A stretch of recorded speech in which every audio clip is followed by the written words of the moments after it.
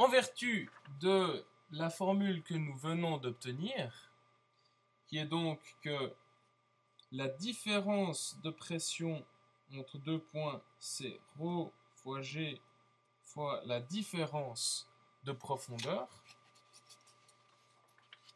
on peut fixer le premier point, c'est-à-dire le point A, on peut le fixer à la surface du liquide.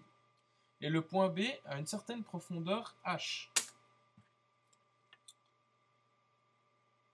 Profondeur H. Donc, quelle sera la profondeur? Quelle est la différence de pression entre ces deux points? La différence de pression, c'est delta P égale ρ fois G fois delta H, à savoir PB moins PA égale ρ fois G fois HB moins HA. Alors, admettons qu'on connaisse la profondeur, la pression à la surface. On aimerait pouvoir déterminer la pression à une certaine profondeur donnée. Eh bien, c'est simplement, donc imaginons que ceci, PA, admettons que ce soit connu. On aura donc que PB, qui est cherché, ce sera ρ fois G fois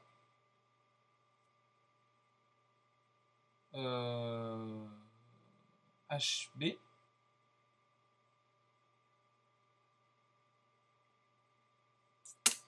et imaginons maintenant que la profondeur du point A ce soit 0, donc on fixe le 0 de l'axe de la profondeur à la surface de l'eau, et bien du coup HA vaut 0. Et donc, on a simplement PB moins PA égale ρ fois G fois HB. Donc, PB égale ρ fois G fois HB plus PA. Donc, admettons qu'on ait à la surface PA égale la pression atmosphérique, ce qui se passe le plus souvent pour un lac, par exemple, pour une mer. On aurait donc PA, la pression à la surface, c'est la pression atmosphérique.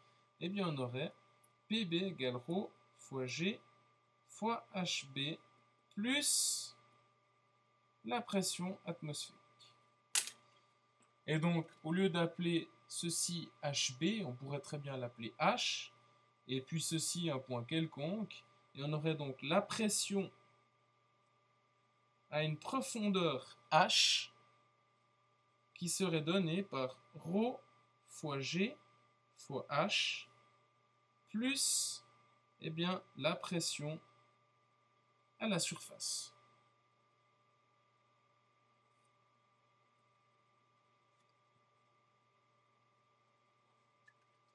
Donc, dans ce cas, en l'occurrence, ρ fois G fois H plus la pression atmosphérique.